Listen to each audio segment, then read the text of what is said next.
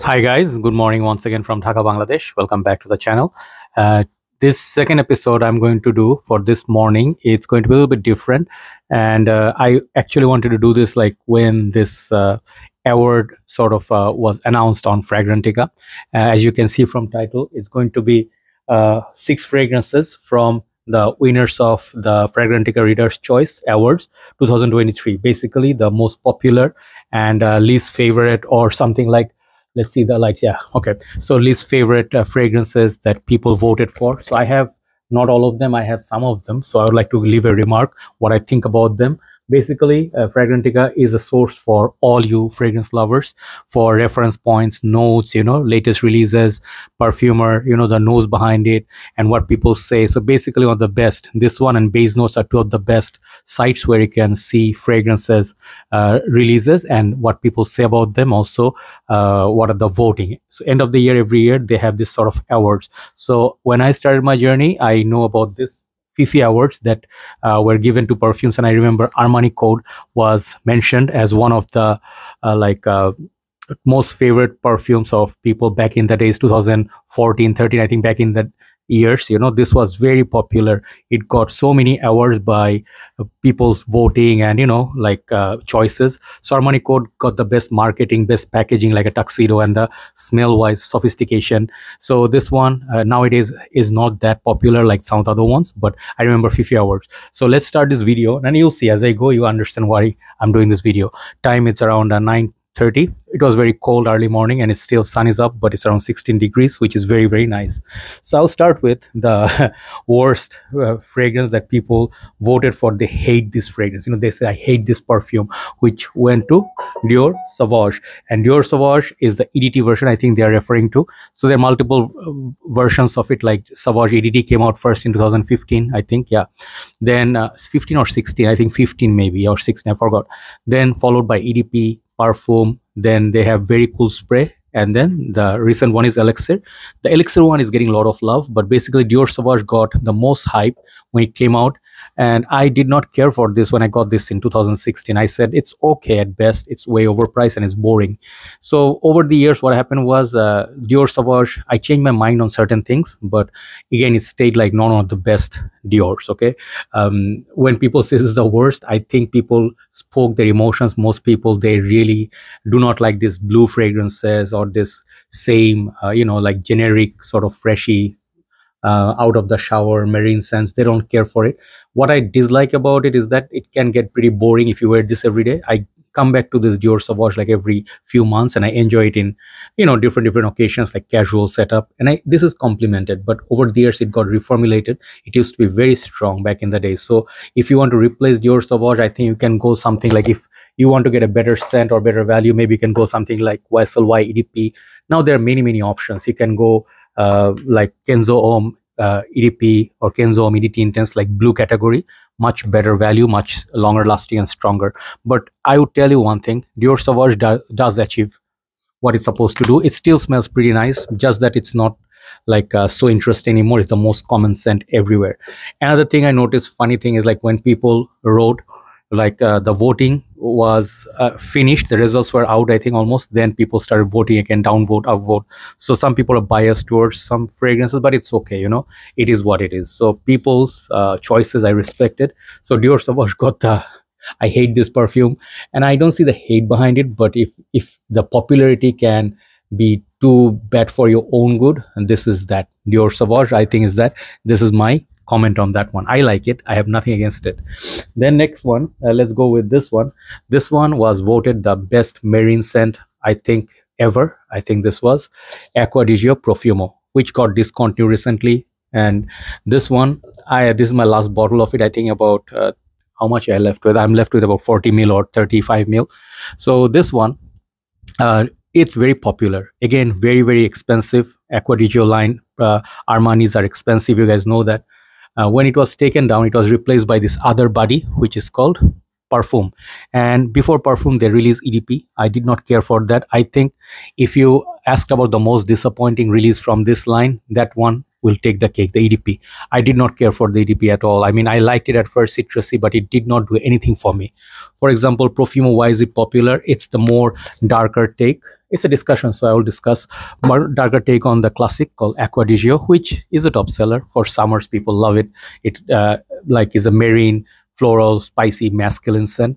Really nice. It's got some nice little florals, but very masculine, classic, but does not have that push. So what they did with this was they added patchouli, some spices, more darker notes to make it long lasting, and this was long lasting. But when it came out, this was more expensive than anything else in the market. So if you ask me, this was definitely a popular release and flanker, but when it was taken down, the prices went sky high, soaring, you know, and I do not think it's worth that price anymore. Like if you want to get 180 ml like this, it will cost you well over $200 now. Okay, trust me. The small 75 ml is going for 150 bucks. So you understand where the prices are. I think this is going to be $250 plus, this big bottle. So my 2 cents on that one is this one. It's very new still and yet to give given time. If people wear this more and more, get it more and more, prices go down a little bit, like not retail only. And this one people will love more. This is more cleaner compared to Profumo, but it is more balanced. Okay, this is not as spicy as this, but this one lasts all day. Longevity wise, it beats Profumo. Performance wise, projection, sillage, this is the one to get, and I think this is the best from the line. Even beats Essenza for me. Trust me, Essenza cannot be had anymore. So out of the two, because this is new, so people don't know about it, that's why it didn't get the vote. I'm pretty sure next year this one can beat Profumo. Okay, so that's my 2 cents on the Profumo. Still a very good release on its own when it was out. I really liked it, and this one I can see why it's a marine scent, you know, winner. Okay, there are many others, but this one got the award. So definitely I would say, yeah, it's a good release, but now we got better option than that. Next one is the Middle Eastern release. I think Middle Eastern release wise, it went to Khamrah. Khamrah by Lattafa. This one got the most votes for most popular perfume from Middle East, and I can see why. I gave it very, very positive remark. I think I was the first one to review this, perhaps, I don't remember. But Khamrah definitely was known to be a clone of, I think, by Killian's Angel Share, which also got Angel Shares, the special edition got an award.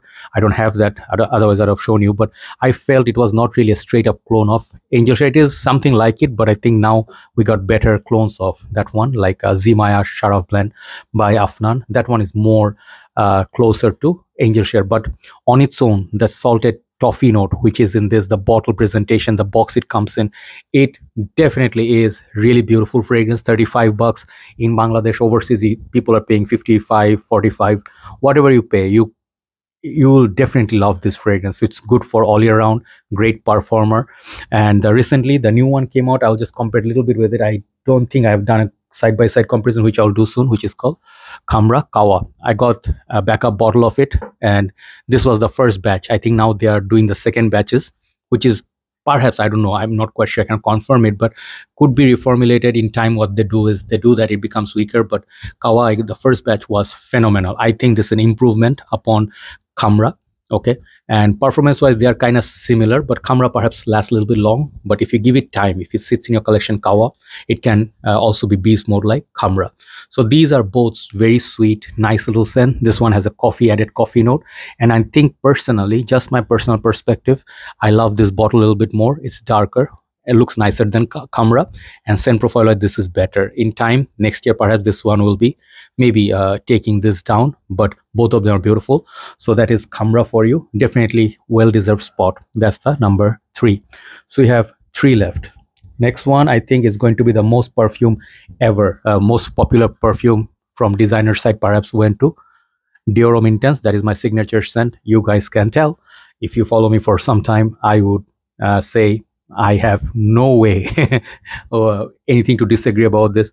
There's just nothing that comes close to Dior Homme Intense, you know. Like, yes, people, they do have split opinions. Like, I like it, some people say I love it, some people say hate it. It's too feminine, it's too lipsticky and too, you know, not masculine for my liking. I understand. Some people prefer Dior Homme Parfum over this, but moreover, like all over, like not all over, like what's the word I'm trying to say, overall, yes, overall, if you ask which is the best scent from this line, is Dior Homme Intense more wearable and long lasting. As time progresses, it becomes dark in color, really performs well. It can be worn in summer nights, you know. It's very versatile. Dior Homme Parfum with that added oud and leather, I think it's that the sweetness is less, it's more darker and more animalic. So that makes me say that Dior Homme Parfum is stronger than this, but not as versatile as Dior Homme Intense. This is a king. So when people posted this in my group, and I could see some people say, hey, Joy Bhai, you know, like from India, someone said, one brother said, Joy Bhai, see your favorite fragrance won. And I was very happy to say that it's well deserved. It's 100% positive. There's just, I would not replace this with anything in the market. But I always say there is a mature version of this. It's called Liege Lanston de Guerlain Extreme. Okay, that one cannot be had anymore. I have that fragrance. At times, I love that more than DHI because of that sophistication. But overall, if I come back to some fragrance and I just love it, always 10 out of 10, this is my signature scent, Dior Homme Intense. 100%, this is the top pick. The next one, I'm going to show you, I forgot the title, what it was given as. Let me check. Perhaps it was the most popular niche fragrance award. Let me check. Sorry, I'll take a little bit time of yours. Maybe it was the most expensive, or no, sorry. I don't remember what it was. It was given like to this fragrance. Wait, let me find. Man, where is it? Just way too many awards. Anyway, so this one I think was the best niche fragrance of all time, which went to Naxos by Xerjoff. I saw it. I remember vividly. If it was not, I apologize. This one was given like the most, perhaps the awarded like niche fragrance, and people seem to love it a lot. I will tell you one thing, like this fragrance is one of a kind, and definitely this and Pure Heaven by Thierry Mugler, I always adored them both. Now they are same price. Can you believe that? Your like Xerjoff Naxos goes for $250 in Bangladesh, full retail pack. If you can get it for, you know, for a good deal. Used to be $150 once in Bangladesh from, you know, some sellers, but prices have gone high. This thing is around $250 now retail. If you find a tester, it's going to be $200. For Pure Heaven, it used to be like $65. So now, for a tie, I would say Naxos definitely makes more sense. Beautiful presentation, longer lasting than Pure Heaven, but I adored them both. Got the cherry, honey, tobacco, kind of like I think lavender. Very beautiful, sweet fragrance. Like both of them are epic. Yeah, I would rate Naxos 10, Pure Heaven 9. If you really want me to be strict and pick one, I would pick Naxos over this. But overall, I reach for this one so much more because Pure Heaven, it's more wearable for me. But if you talk about Naxos, definitely not the best Xerjoff, if not the best. Okay, I adored this. I love so many Xerjoff fragrances. I think Naxos is my most favorite, and this one definitely the sweet, sexiest beast mode fragrance. So leads me to last one, which is the best fragrance or more popular fragrance of 2023 release, went to Le Male Elixir by Jean-Paul Gaultier. So when I talk about Le Male, I did tell you I do prefer its bigger brother over this, which is Le Male Le Parfum, which I think was the initial release which gave birth to sort of the elixir. I think they took some concept from this and they made more sweeter and more playful with the honey, you know, added honey, and with a beautiful looking golden bottle. This 125 ml is more expensive than 200 ml of Le Male Le Parfum. That is the reason why I pick Le Male Le Parfum. It's just my 2 cents. People voted for this because this is the older release.